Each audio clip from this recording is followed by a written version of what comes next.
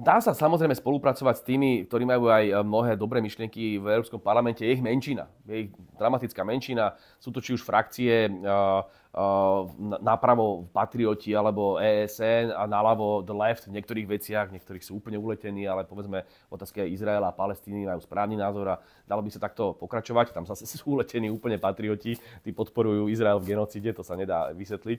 Takže to je tak, že my sme našťastie nezávislí poslanci a vieme spolupracovať naľavo, napravo, práve tam, kde je zdravý rozum v tej chvíli.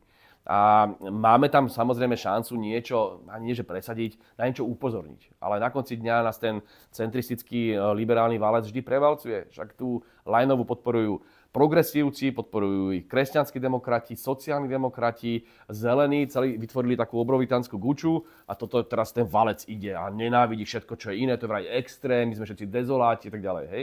Len tá atmosféra sa postupne mení.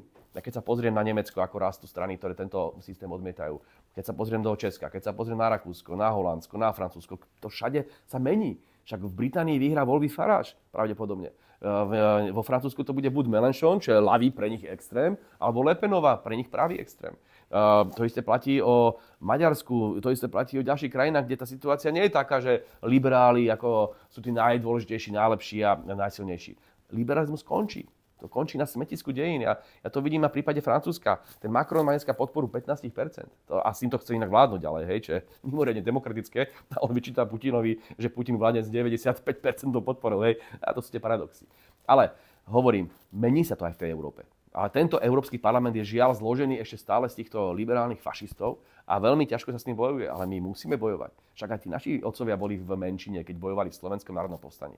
Takisto boli v menšine mnohokrát, keď ich tu prenasledovali za Ludovita Štúra, ešte v tom čase Maďari a tak ďalej. Vždy sme boli tí, ktorí sa zopreli aj napriek tomu, že boli spočiatku v menšine a zvíťazili sme. Preto ja som presvedčený, že má zmysel bojovať aj v tom Európskom parlamente a na konci, ako vždy, zvíťazíme.